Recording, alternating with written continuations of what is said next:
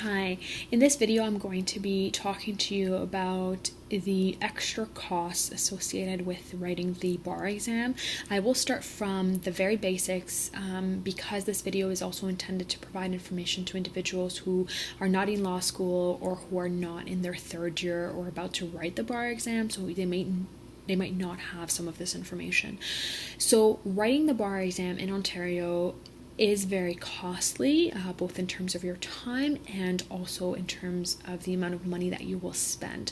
So this year, the cost to write the bar exam and the articling fee and all the administrative costs and the cost of the materials from the Law Society, the study materials, came to about 5,000 Canadian dollars. So it is quite a bit. The Law Society does have payment plans that you can go on and pay, make partial payments, but I know that there is a fee associated with enrolling in that, and the fee again depends on what you want your payment term to be. So obviously the longer, the cost will be higher. In addition to that, there is a cost if you decide to purchase your indices.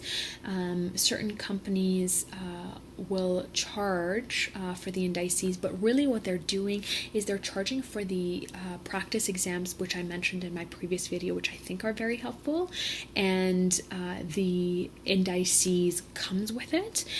I do want to mention that Emend, which is one of the companies that does it and provides mock exams, charges for the mock exam, but actually has an indices database, which is created by previous students or current students, which is available as long as you make an account. There's no purchase necessary. However, what to keep in mind, as I mentioned before, is that the indices are made by other students, so an Emend does not guarantee the accuracy of the information. And also keep in mind that when an indice is written by somebody else, it is intuitive, but we all think differently. If you're looking for a specific answer, you might be thinking to look under a certain word, whereas somebody else may have put it under a different word. And an index is really a table of contents alphabetized. So that is something to keep in mind. But other than that, Emend does have the indices database. However, I do have to mention that this year, it is past the barrister exam. The solicitor exam has not happened yet. However, when I checked their website today, they still had the indices from previous years, and they have not posted the one from this year. So that is something to keep in mind, and I just want to try to help you avoid any surprises if you are planning on relying on an index and also doing it through Emend, because there may be that no student has posted it, so there's no guarantee in terms of timeline or accuracy, as I mentioned before. Another cost that's associated with the bar exam is in terms of the material. So if you decide to pick up the material from the Law Society, the only cost for the material is the one that you pay as part of your bar exam fees. You can have it mailed to you if you're not able to pick it up in Toronto, because the candidate themselves can only pick it up. You cannot delegate somebody else to do it.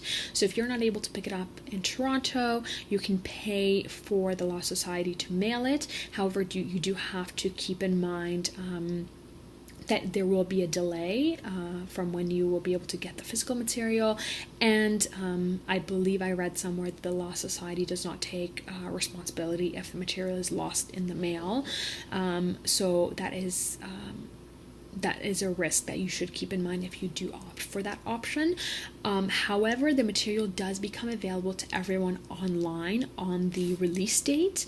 So even if you're waiting for it to come in the mail or to pick it up later, you will be able to start preparing and reading the material by accessing online or printing it from home or at a print shop. Other costs is the cost of just the office supplies that you will use for the bar exam. So You can choose to have your materials in binders, or you can choose to bind them. In either case, I do suggest either binding them or putting them in binders separately per topic. So, for example, real estate law should be separate from criminal law, civil litigation, public law, and so on and so forth. If you do decide to put them all together, keep in mind that it is 2,000 pages, so it will be heavy, and it may be harder to navigate. And also please keep in mind that the exam will take place over 2 separate days. So if you are going to combine them, make sure that you only combine the barrister material together and the solicitor material together, because once you take your material into the examination room, you will not be able to leave with it, and you have to leave everything there. Your binders, all of that. So what I have done is I use binders, and I did it per topic, and I have tabs for the chapters, and this is just to help me navigate the information quicker. But again, you can bind, but keep in mind that the binding cost will be an additional expense that will be part of the bar exam writing experience, and it will, to bind the materials, I've heard figures of between $70 to $100 to bind the materials. Alternatively, also, you can, if you don't want to pick it up or have it mailed, you can print the material at home, because you will have access to a PDF file with all the information. In addition, you will run through a few highlighters, and you probably want whiteout, because I found that I sometimes made mistakes in my marginal notes or my parentheses, and also sticky notes that you will need. I decided again to have these number tabs for the chapter. Some people decide to use sticky notes or to make their own. I decided to purchase it because I just wanted to spend that time reading, but to each their own, and it depends on what you prefer. With the tabs, I do have to warn you that it turns out that once the material does come out, everyone goes to their local office supplies store, and they do tend to run out. So you may want to purchase it ahead of time, even before the material is released, because you'll know that that's something that you will use. In that case, I can tell you how much of each you will need. So the material between the barrister and the solicitor, they're about 70 to 75 chapters each, and because there's 2 of them, you'll need two sets.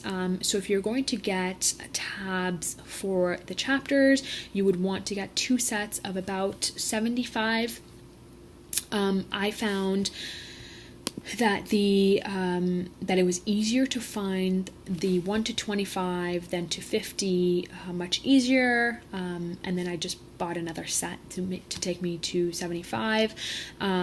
So that would be 2 times about 75 in terms of numbers. And if you're going to use indices, because there's so many pages, it's a good idea to have a tab for every letter of the alphabet, to be able to at least go to the letter quickly. So in that case, you will need tabs, or to make your own, or to purchase them from A to Z. And in that case, you would need 9, because there's 7 chapters in terms of substantive law, and the legal professions, which is repeated, which is 2. So the 7 plus 2 will take you to 9. So that's just some of the logistical information that I hope will help you prepare better for the Ontario bar exam. Thank you.